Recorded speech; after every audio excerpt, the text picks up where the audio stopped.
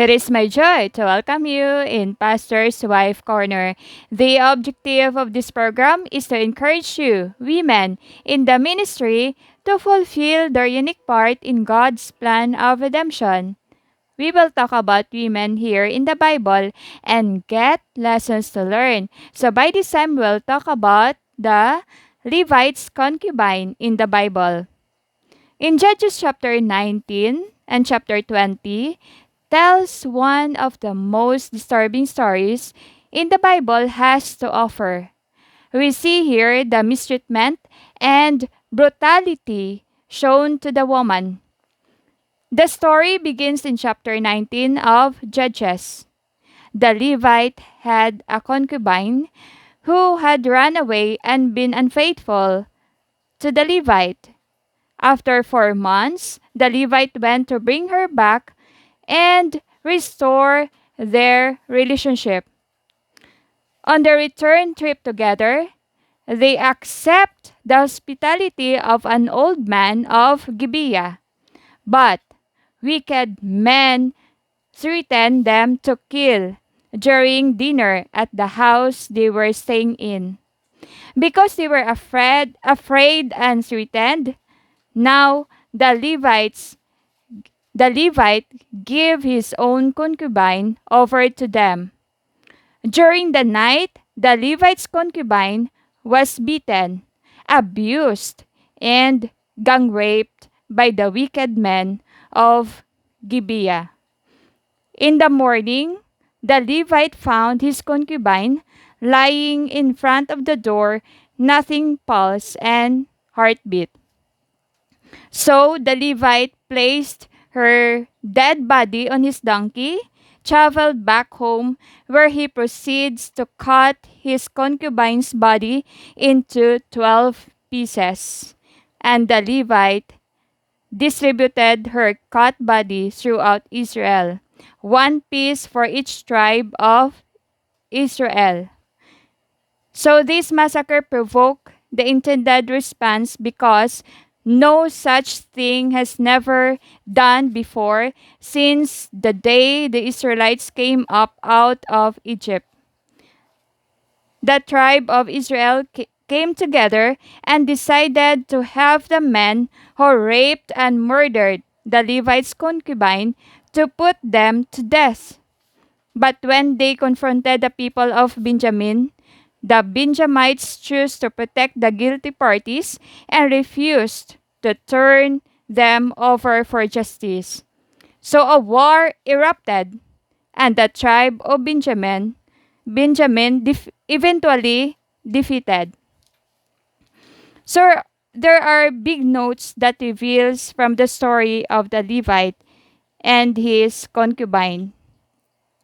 Big note number 1. The Bible indicates that God didn't approve the horrible sins that occurred in the city of Gibeah. God didn't take it for granted. God directed the other tribe of Israel to action against evil tribe who was Benjamites.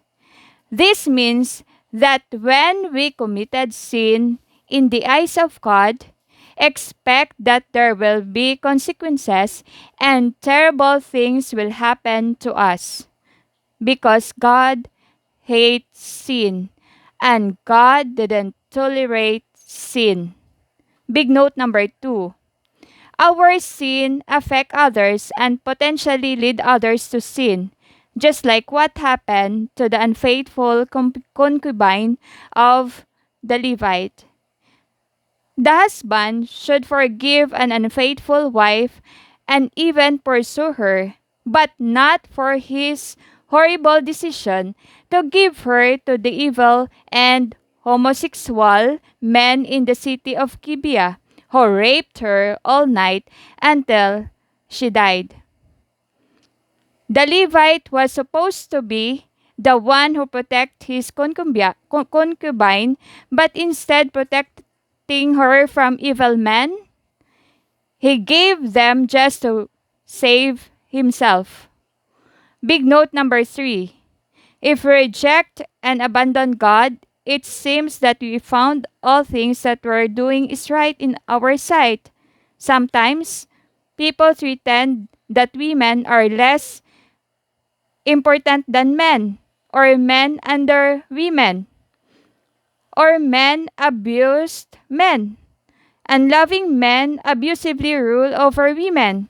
So evil doings trumps everywhere. But God is opposed this all wrongdoings. So we must realize that God distract and destroy those who didn't listen to God's warning. Just like what happened to the Benjamite tribe, that they are destroyed by God and defeated by the Israelites.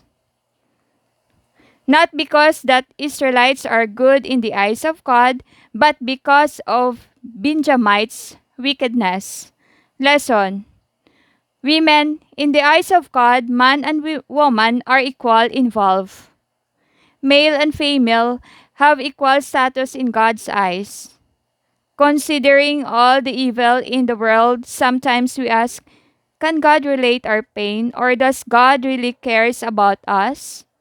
Women, not only does he cares, but he cares enough to have sent his son, Jesus Christ, to suffer and die for us. Because of God's great love and sacrifices, we now have a way to be reconciled by him through Jesus Christ. This does not mean that we will no longer suffer in this world, but it does mean that we will have and we will spend eternity with God. There will come a day when God will wipe every tear from our eyes, and there will be no more death, or mourning, or crying, or pain. For the old order of things will pass away. Revelations 21:4. So in order not to experience all this pain in eternal, let us restore our relationship to God by accepting Jesus Christ as our personal Lord and Savior, for us to experience eternal love of God in heaven. True equality are actively present and forever happiness together with our Maker. Indeed, I am a pastor's wife. Hope to see you again in the next program. God bless your heart.